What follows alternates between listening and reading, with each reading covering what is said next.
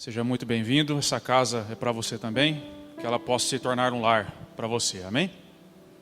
Se você quiser nos acompanhar aí na leitura, 3 João, palavra importante hoje para a igreja, irmãos, amém? Para nós somos corpo, você não foi salvo para viver sozinho, Deus não te salva para te colocar num lugar sozinho, Ele te salva e te coloca onde? Em um corpo, no corpo de Cristo. Você agora é templo do Espírito Santo, você é um tijolo no templo. Ele te coloca numa família do Pai. Deus não salva ninguém para essa pessoa viver sozinha, mas para ela viver no corpo. Amém? Então essa palavra de hoje é para a igreja, para o corpo de Cristo. Para aqueles que compreenderam o que é comunidade, o que é viver em comunidade. Amém? Então, se você veio aqui hoje ou está nos ouvindo e por um acaso entende ou está vivendo sozinho a vida cristã, você precisa entender essa palavra, porque nós somos salvos para vivermos em comunidade. Amém? 3 João, então, diz assim: o presbítero ao amado Gaio, a quem amo na verdade. Amado, oro para que você tenha boa saúde em tudo, e que tudo lhe corra bem, assim como vai bem a tua alma. Muito me alegrei ao receber a visita de alguns irmãos que falaram a respeito da sua fidelidade, de como você continua andando na verdade. Eu não tenho alegria maior do que ouvir que os meus filhos estão andando na verdade. Amado, você é fiel no que está fazendo pelos irmãos, apesar de lhes serem desconhecidos. Eles falaram à igreja a respeito do seu amor, e você fará bem se os encaminhar em sua viagem de modo agradável a Deus, pois foi por causa do nome que eles saíram, sem receber ajuda alguma dos gentios. É, pois, o nosso dever receber com hospitalidade a irmãos como esses, para que nos tornemos cooperadores em favor da verdade. Eu escrevi à igreja, mas Diótrefes, que gosta muito de ser o mais importante entre eles, não nos recebe. Portanto, se eu for aí, chamarei a atenção dele para o que está fazendo com suas palavras maldosas contra nós. Não satisfeito com isso, ele se recusa a receber os irmãos, impede os que desejam recebê-los e os expulsa da igreja. Amado, não imite o que é mal, mas sim o que é bom. Aquele que faz o bem é de Deus. Aquele que faz o mal jamais viu a Deus. Amém? Até aqui. Título da mensagem de hoje: Unidade e Verdade. Nós sabemos que ser um cristão autêntico, o cristianismo autêntico, nos traz muito mais problemas nessa vida do que soluções. Nos traz muito mais dificuldades do que privilégios. Se por um acaso você tem recebido algum tipo de privilégio por ser cristão, muito provavelmente você não está vivendo o cristianismo autêntico. Porque o cristianismo autêntico, ele nos coloca em problemas. Eu conversava recentemente com um amigo meu novo convertido, e ele era de outra religião, e ele diz: nunca imaginei que fosse tão difícil ser um cristão, ser um discípulo, porque nós enfrentamos inimigos internos, inimigos externos, né? Lutamos contra o mundo, contra o diabo, contra nós mesmos. É nós contra a rempa, né? Para quem jogou bola na rua. Nós contra todo mundo. Então ser cristão verdadeiro, autêntico, nos coloca numa posição de confronto. A amizade com o mundo é a inimizade com Deus. Nos coloca numa posição difícil, não numa posição confortável. Em Cristo jamais pecamos em paz novamente. Uma vez em Cristo. Uma vez em Cristo, o mundo passa a nos odiar, porque o mundo odiou o nosso Senhor. Jesus mesmo disse que nós seríamos enviados como cordeiros no meio de lobos, que nós seríamos desprezados, perseguidos, odiados, e isso é uma verdade. É claro que essa perseguição ela se manifesta em níveis diferentes, dependendo de onde você mora, mas o discípulo verdadeiro sempre vai ser, de alguma forma, hostilizado. E você, com certeza, já percebeu isso no seu dia a dia. Se você é um discípulo verdadeiro, em algum momento você foi de alguma forma desprezado. Em algum momento você foi de alguma forma ridicularizado, por conta da sua fé. E isso é muito normal, Jesus nos advertiu disso. Nós somos discípulos do crucificado. Nós somos discípulos daquele que foi o mais desprezado entre os homens no seu tempo. E o cristianismo autêntico, ele é odiado por ao menos 2 motivos, que nós podemos identificar claramente. O primeiro deles é pela unidade que ele promove. E o segundo deles é pela verdade que prega. Raciocina comigo aqui. Nós somos odiados porque vivemos em um mundo no qual os relacionamentos eles são descartáveis. Os relacionamentos são baseados na vantagem pessoal, no egoísmo. E os relacionamentos nesse mundo, eles se esfarelam no primeiro problema que enfrentam. Ao contrário disso, bem ao contrário disso, nós unimos e mantemos unidos durante toda a história do cristianismo os mais improváveis. O cristianismo uniu o judeu ao gentil. Como diz lá em Efésios, que em Cristo o muro da inimizade foi derrubado. E dos 2 povos, agora ele fez um. E nós somos a nova humanidade em Cristo. O cristianismo uniu o senhor ao escravo. Como diz lá na carta a Filemon. Em que Paulo intercede por Onésimo, dizendo, olha, agora não receba mais ele só como um escravo, mas como teu irmão em Cristo. O escravo que mereceria ser açoitado, ele foi bem recebido, provavelmente por Filemon, porque Paulo pediu a ele. Ele uniu o senhor ao escravo, isso era inconcebível. Na atualidade, o cristianismo uniu os russos com ucranianos. Nós vimos reportagens aí de cristãos russos e ucranianos orando juntos pelo fim da guerra. E o mais distante de todos, o cristianismo reconciliou o homem com Deus, o homem pecador com o Deus Santo, por meio da cruz de Cristo. O cristianismo então é odiado porque ele promove a unidade.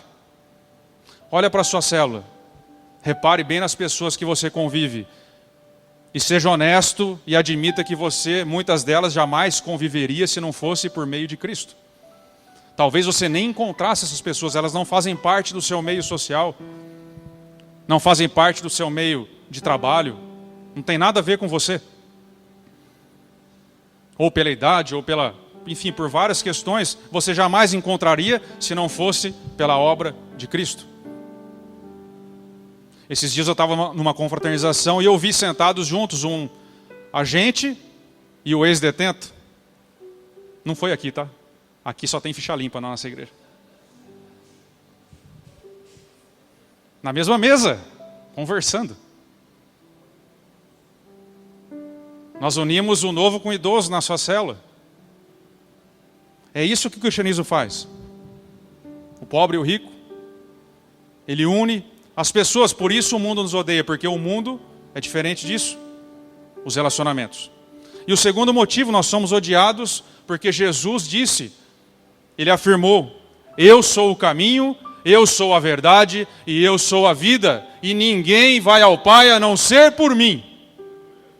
Quando Jesus afirma isso, ele está colocando todos os outros caminhos no caminho do erro. Ele está classificando todos os outros caminhos que tentam chegar a Deus como erro. Porque ele disse, ninguém vai ao Pai a não ser por mim. Ele não disse, vai ao Pai também por mim. É a não ser por mim. A única estrada que dá acesso ao Pai é Jesus. Por isso o mundo nos odeia, porque nós colocamos todas as outras tentativas no erro. O mundo diz, todos os caminhos levam a Deus. Essa é a maior mentira que já contaram. O único caminho que leva a Deus se chama Jesus. Por isso somos tão odiados. Nós somos odiados também porque nós temos coisas que o mundo não tem. Nós temos verdades absolutas. E como temos coisas que o mundo não tem, em terra de cego, quem tem um olho é mais odiado ainda. carregamos em nós verdades absolutas, nós temos certeza de quem somos, nós temos certeza de quem devemos ser. Porque nós cremos em uma verdade absoluta que não muda, que está fora de nós, não dentro de nós. E essa verdade que está fora de nós nos mantém unidos. Estamos unidos há mais de 2000 anos. Nos mantém unidos. Por outro lado, a sociedade pós-moderna não tem certeza de nada. E também não pode se manter unida.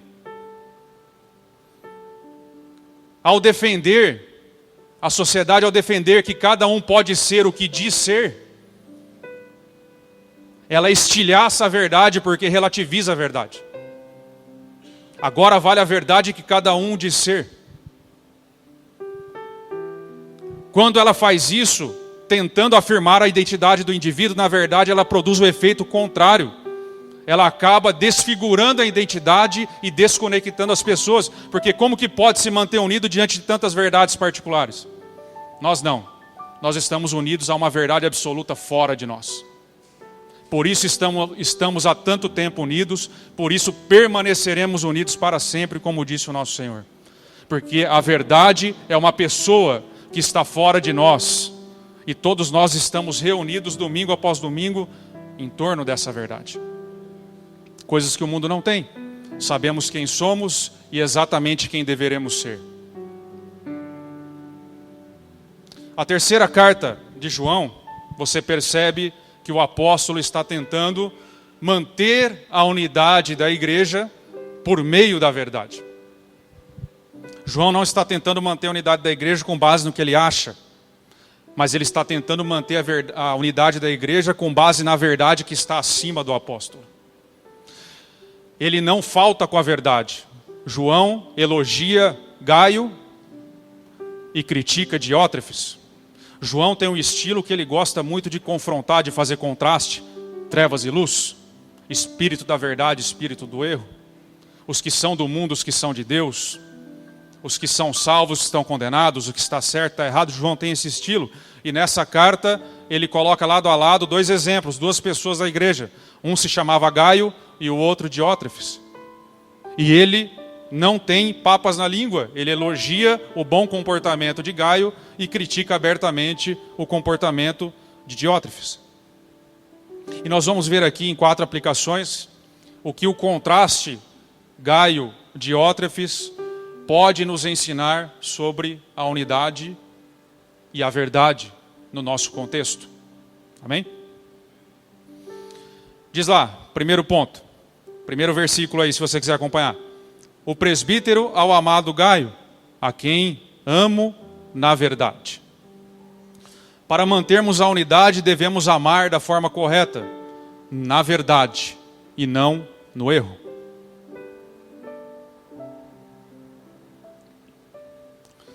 Para mantermos a unidade no corpo, devemos amar na verdade e não no erro. O presbítero ao amado Gaio, a quem eu amo na verdade. Amar na verdade significa amar na medida da palavra, tendo a palavra como parâmetro desse amor. Porque a palavra é a verdade. Amar no erro, por outro lado, é um amor que aprova tudo sem restrições. É um amor que tem como base a medida da vontade da pessoa que é amada. Isso é amar no erro. Nessa casa, nós te amamos como Jesus amou a prostituta, como Jesus amou a adúltera, como Jesus amou o leproso e todos os demais. Onde é que estão os teus acusadores, eu te pergunto? Alguém te condenou? Jesus disse, eu também não te condeno. Vá e não peques mais. Nós amamos você aqui nessa casa como um dia Natã amou o rei Davi.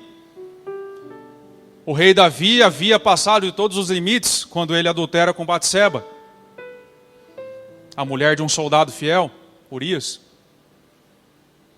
E Natã chega para o rei contando uma história. E o rei cai nessa história. E Natã diz, esse homem que merece a morte é você, Davi. Natã amou o rei, não com base na vontade do rei, mas com base na vontade do rei dos reis. Foi assim que Natã amou Davi. Nós te amamos aqui também. Você sempre será amado na comunidade, na verdade, nunca no erro. Você nunca vai ouvir de nenhum líder aqui que você pode permanecer no seu pecado e tudo bem. Você jamais vai ouvir de alguém aqui que tudo bem permanecer da forma como você está. E espero que você não nos odeie por isso.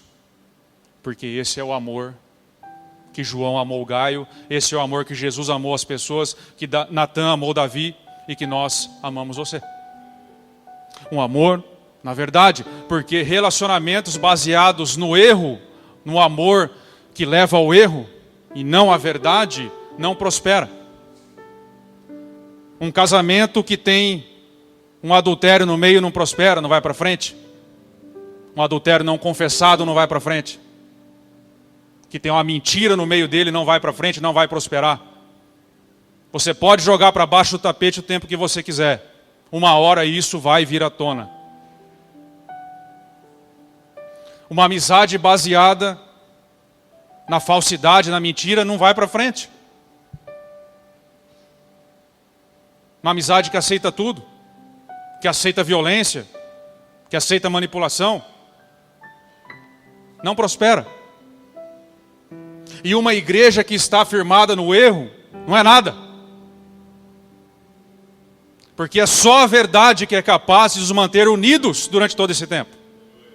Se nós não defendermos a verdade, não somos mais nada, nos tornamos um clube, como outro qualquer.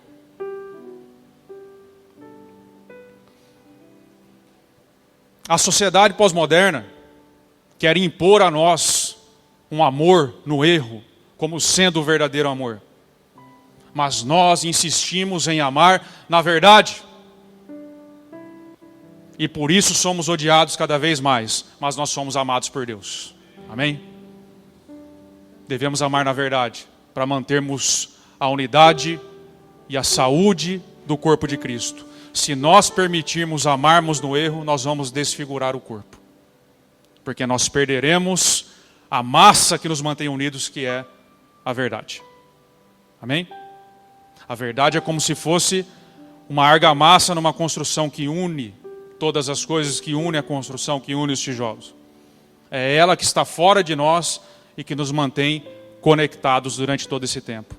Não fosse a verdade, nós não estaríamos há mais de 2000 anos reunidos, domingo após domingo, semana após semana, em torno de um nome, em torno de um carpinteiro que não tinha expressão política nenhuma, que não tinha influência política nenhuma, mas que o mundo não conseguiu se esquecer dele. Ninguém se lembra do nome dos 2 ladrões da cruz, menos ainda de algum crucificado fora eles. Mas o nome desse carpinteiro, sem formação acadêmica, sem nada, o mundo jamais conseguiu esquecer, porque ele é a verdade. E é em torno dela que nós nos reunimos. E não abrimos mão dela. Amamos todos vocês, todos os que quiserem caminhar na verdade e não no erro. Amém? Segundo ponto. Diz lá o texto: muito me alegrei ao receber a visita de alguns irmãos. Então João está falando que recebeu alguns irmãos. Não tinha WhatsApp naquela época, né? Então ele está recebendo a visita de alguns irmãos que está prestando um relatório. Que falaram a respeito da sua fidelidade, da fidelidade de Gaio. De como você, Gaio, continua andando na verdade. Então, amar na verdade. E agora João diz, você continua andando na verdade. Para nós nos mantermos unidos, mantermos a unidade no corpo, além de amar na verdade, nós devemos permanecer nela. A primeira carta de João diz, se permanecerem na verdade, aliás, se permanecerem nas minhas palavras, serão meus discípulos. E conhecerão a verdade, e a verdade vos libertará. A permanência na palavra é o que te faz ser um discípulo. Se permanecerem nas minhas palavras, aí serão meus discípulos. Tem uma condicionante aí, o ser. Se permanecerem, serão meus discípulos. E se forem meus discípulos, porque só os meus discípulos é que conhecem a verdade, vocês vão conhecê-la. E ao conhecerem a verdade, ela vos libertará. Existe uma cadeia lógica aí. O convite de Jesus não é para um momento apenas. É um convite de caminhada para a vida inteira, para a eternidade. De permanência. Continuar andando na verdade sempre. Não uma vez ou outra. Sempre. E continuar andando na verdade significa abrir mão de ser dono dela. Porque ele diz, se vocês permanecerem na palavra, serão meus discípulos. E conhecerão a verdade vos libertará. E ela te libertará, inclusive, de ser dono dela. Dono da verdade.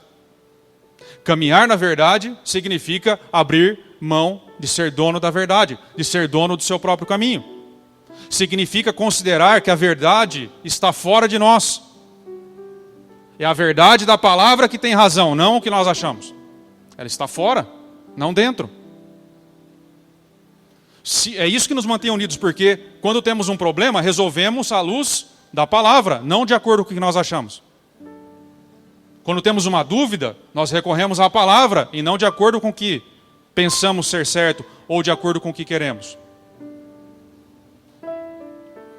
João considerou, perceba bem isso aqui, essa sutileza, porque João elogia Gaio, porque ele continuava andando na verdade, não porque João achava Gaio legal, porque Gaio era gente boa e tinha afinidade com João, é porque ele caminhava na verdade. E mais do que isso, perceba que as testemunhas que foram relatar isso para João, confirmaram essa verdade. Ou seja, é nítido para todos, quando alguém anda na verdade. Não é algo que eu acho, não é algo que o pastor acha, não é algo que você acha. É a verdade que dá testemunho. É claro para todos que estão em volta. É um critério exterior, não interior. É assim que João julga o comportamento de Gaio. E é um fato isso, se nós não andarmos na verdade, se nós não obedecermos à verdade, se nós não considerarmos a verdade fora de nós, a palavra, nós não teremos como nos manter unidos. Porque nós não vamos nos aceitar uns aos outros verdadeiramente. Porque é justamente essa verdade que nos tira de nós, que nos livra dos nossos achismos, das nossas vontades pessoais. É isso o que nos mantém unidos. O contrário de andar na verdade é andar no erro.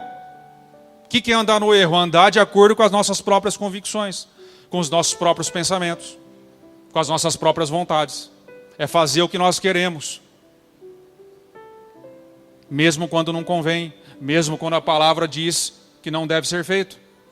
Isso é caminhar no erro, andar no erro. E a pergunta é, você tem compreendido ao longo desse tempo que as suas convicções, os seus pensamentos e as suas vontades não importam mais do que importa a palavra? Ou são as suas preferências pessoais que te movem dentro da igreja, do corpo do cristianismo? É o seu coração que fala mais alto que a verdade? Ou é a verdade que molda o seu coração? Porque se é o seu coração que está acima da palavra, se são as suas vontades que determinam, por exemplo, em que célula você fica, então você está atentando contra a unidade do corpo. Se você não está decidindo em qual célula você fica, se você não está decidindo qual trabalho você faz, o que você faz da sua vida em geral, com base na palavra, então você está agredindo a unidade do corpo. Porque todos nós devemos agir de acordo com a palavra e não de acordo com as nossas preferências pessoais apenas. É óbvio, né, irmãos, que vez ou outra você consegue conciliar as duas coisas, mas nem sempre. Como que você guia a sua vida? É o seu coração, as suas vontades? Você ora a Deus, você faz de Deus um ajudador para você atingir os seus sonhos? Ou você coloca o seu coração debaixo da vontade de Deus para que Ele faça a sua vontade? Nós precisamos repensar o cristianismo. Porque colocar o nosso interesse pessoal acima da verdade, acima da necessidade do corpo, é atentar contra a unidade do corpo. É o que João está combatendo na carta. Você não foi salvo para viver sozinho. Você foi salvo para fazer parte de um corpo. Tudo que você faz interfere na vida do outro. Tudo que você deixa de fazer interfere na vida do outro.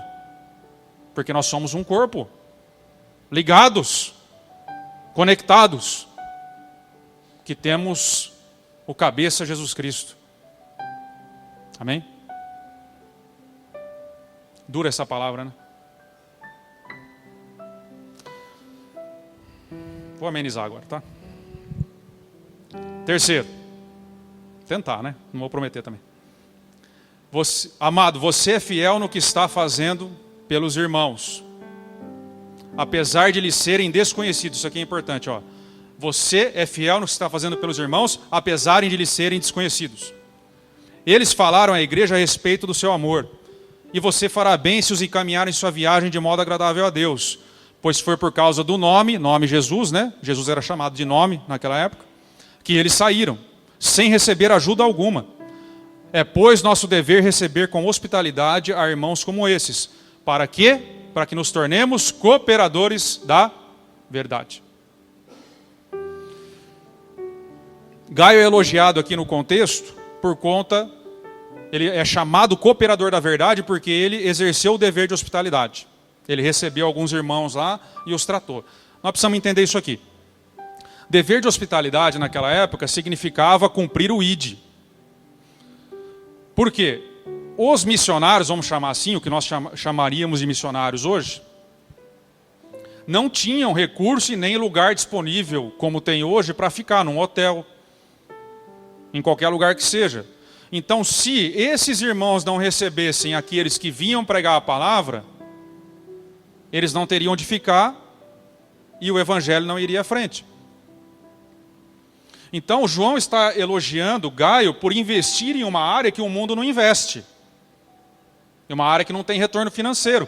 Por quê? Não é tão simples assim exercer hospitalidade naquela época. Veja que eram desconhecidos. Ele recebia desconhecidos em sua casa junto com a sua família. Tratava deles, sustentava eles naquele período. E aí a palavra diz, você fará bem se os encaminhar de modo agradável a Deus. Ou seja, o que significa isso aqui? Olhando para outras literaturas extra-bíblicas. Significa dar dinheiro para ele chegar até outro ponto. Então você recebe um desconhecido, ele vai pregar o evangelho na sua cidade, ou vai simplesmente estar de passagem. Você coloca ele junto com a sua família, para dormir, você não conhece. Você dá todo o sustento para ele e ainda entrega, garante a provisão dele até o próximo ponto. Dinheiro, tempo, segurança ou insegurança, dúvidas. Você não sabe se é um enganador, se é alguém, você não conhece. Você não tem um WhatsApp para mandar para João, ô João, você conhece esse cara aqui, bate uma foto e manda. Você não sabe quem que é. O cara está na sua casa, junto com seus filhos. Gaio arriscava a vida pelo evangelho. Colocava a mão no bolso pelo evangelho. Gastava tempo por conta do evangelho e foi elogiado por João. Esse é o dever de hospitalidade cristão. Como nós vemos, não é uma questão só de receber bem. Ah, irmão, vamos tomar um café em casa, tal. Nossa, como me recebeu bem. Não é isso. É muito além disso. Muito além disso. Foi por homens como Gaio que o evangelho chegou até você hoje. Homens que abriram a casa, que cooperaram com a verdade. Por isso você está aqui sentado hoje. E a pergunta é, você tem aberto sua casa? A pergunta é, por que será que nós enfrentamos tantas dificuldades às vezes para encontrar um hospedeiro para uma célula? Por que às vezes nós encontramos tantas dificuldades para encontrar um líder de célula comprometido? Por que tantas vezes nós enfrentamos dificuldades em encontrar homens como Gaio? Será que nós temos compreendido a unidade por meio da verdade? Como o apóstolo João está falando? Nós somos assim, muito felizes com a liderança dessa casa. Temos Gaios aqui. Muitos. Graças a Deus. Homens que dão a vida, homens e mulheres que dão a vida pelo evangelho. que não tem preço, que não faz conta. Muitos. Mas nós precisamos refletir se temos aberto. Esse dever de hospitalidade ele pode ser expandido para a igreja hoje. Muitas pessoas vão chegando na igreja, Deus vai acrescentando. E nós temos o dever de recebê-los. Todos nós. Recebê-los ainda que sejam desconhecidos. E darmos a provisão que eles necessitam para crescer até o próximo ponto. Então, às vezes a pessoa chega na igreja precisando de um abraço, dê um abraço.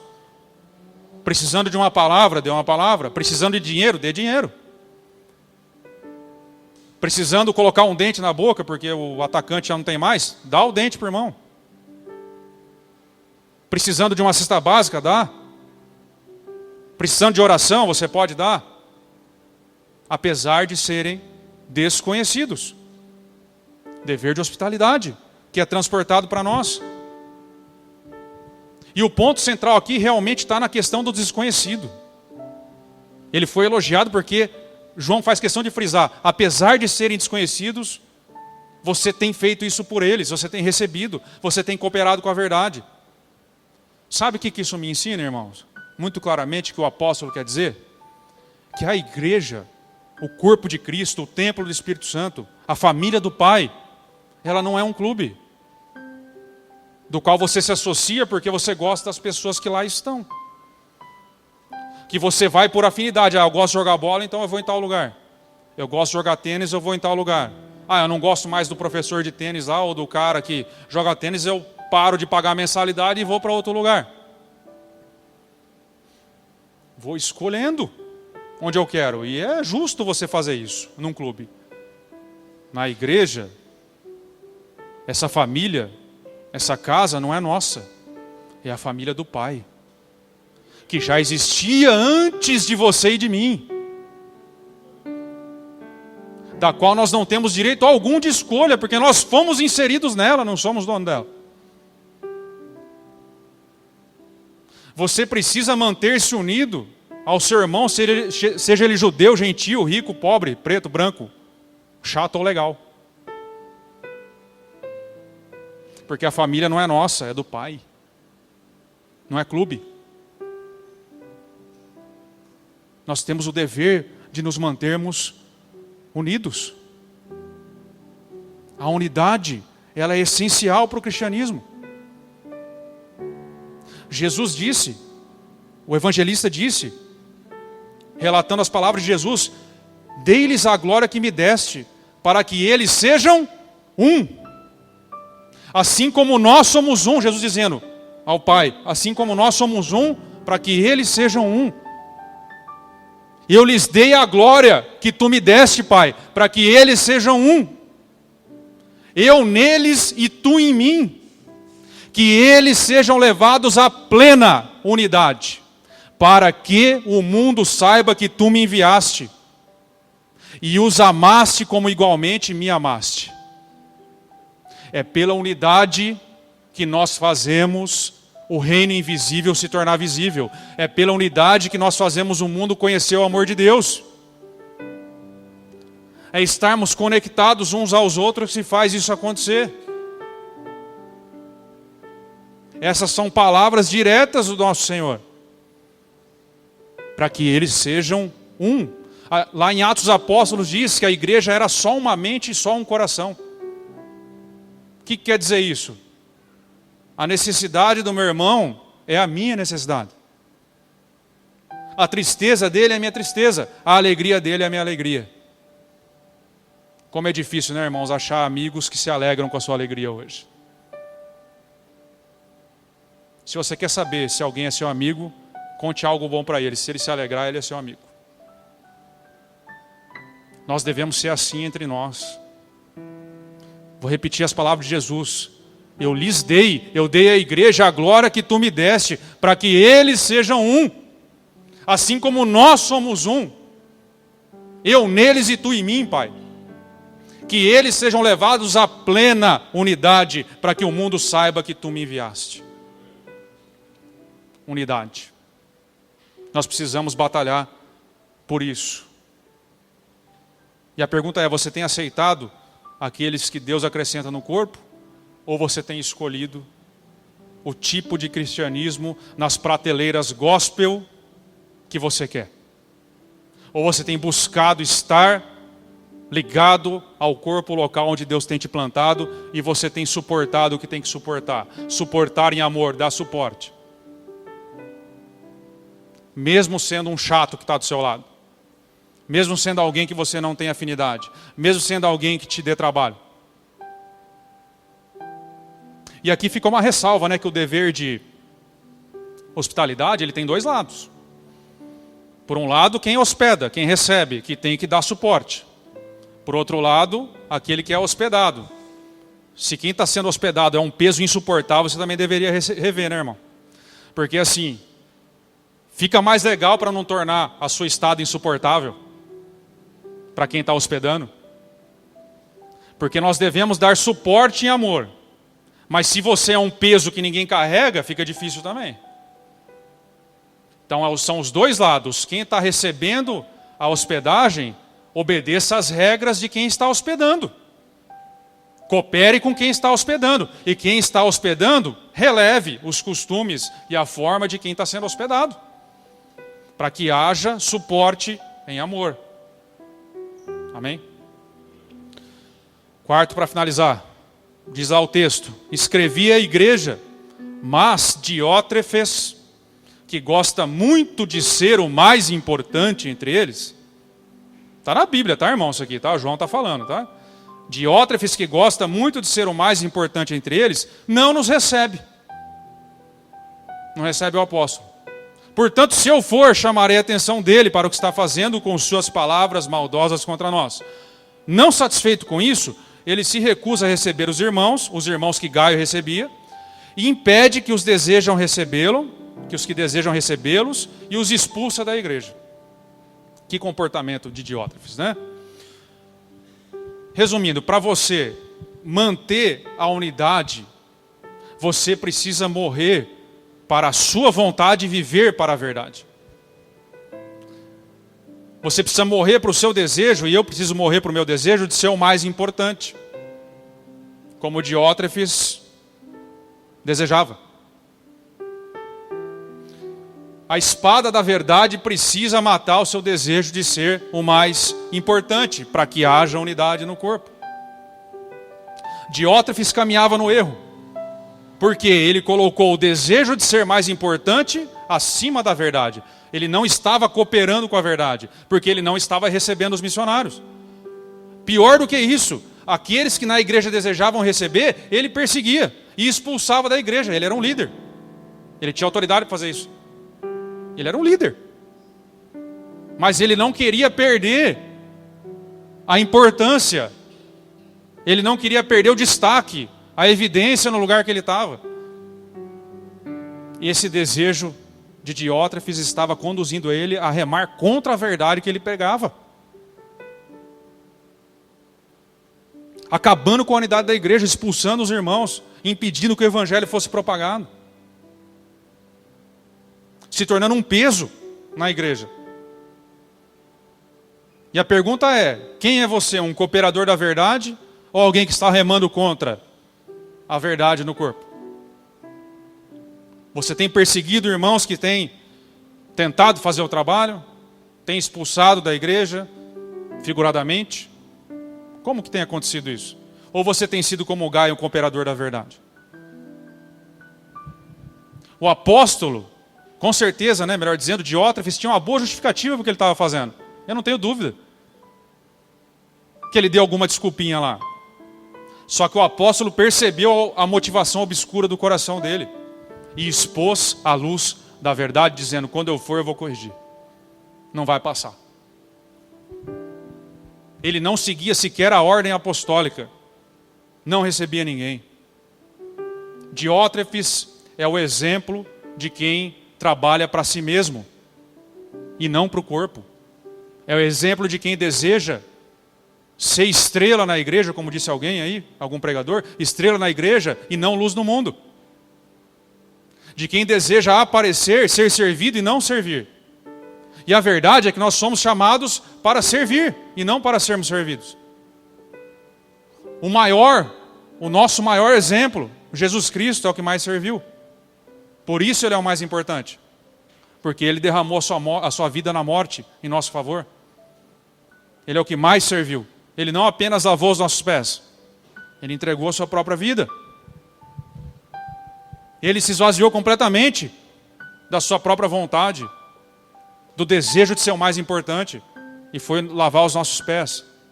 Da mesma forma, nós precisamos morrer para esse sentimento maldito de querermos ser o mais importante, de queremos ser valorizados a todo momento, de queremos ser colocados sempre numa posição especial. A sociedade em que vivemos nos odeia, porque a sociedade em que vivemos considera e idolatra sempre o mais importante. Não aparece nas capas da revista que não é importante. Só aparece quem são pessoas importantes. Mas nós admiramos não o mais importante, o homem que é capaz de fazer tudo para chegar lá. Nós admiramos o homem que tem coragem de abrir mão do seu ego para ser cooperador da verdade. O homem admirado no corpo de Cristo é aquele capaz de abrir mão de si mesmo, do seu próprio ego, e lavar os pés dos outros. E se tornar um verdadeiro cooperador da verdade. E não mais alguém que reme contra a verdade como Diótrefes estava fazendo. Para isso precisamos morrer para o sentimento de sermos o mais importante. Amém? Nós precisamos lutar pela verdade e pela unidade, irmãos. Amém? Amém? Nós somos um corpo. Nós fomos salvos do mundo das trevas e colocados no reino da luz. Fazemos parte de um reino. Nós não estamos sozinhos. Existe uma nuvem de testemunhas a nosso favor, diz a palavra. Tudo que você faz afeta o corpo. Vamos lutar pela unidade, amém? 4 pontos então, para você manter a unidade por meio da verdade. Ame na verdade. Permaneça na verdade. Ame na verdade e não no erro. O nosso amor é baseado na verdade e não na vontade da pessoa amada. Ame na verdade. Permaneça na verdade. Não saia dessa verdade. Persevere nessa verdade até o final da sua vida. Porque aquele que permanece na palavra é que é o discípulo. Aquele que persevera. Se torne um cooperador da verdade. Não reme contra essa verdade. Viva para essa verdade e não para ser o mais importante. Porque só importa um, que é o nosso Rei Jesus. Ele é o que importa no reino. Nós precisamos morrer para o sentimento de queremos ser o mais importante.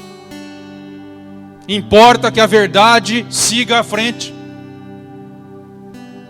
Essa é a nossa missão. É assim que nós seremos unidos nesse propósito. É assim que o mundo conhecerá a Deus. É assim que o reino invisível se torna visível. Amém?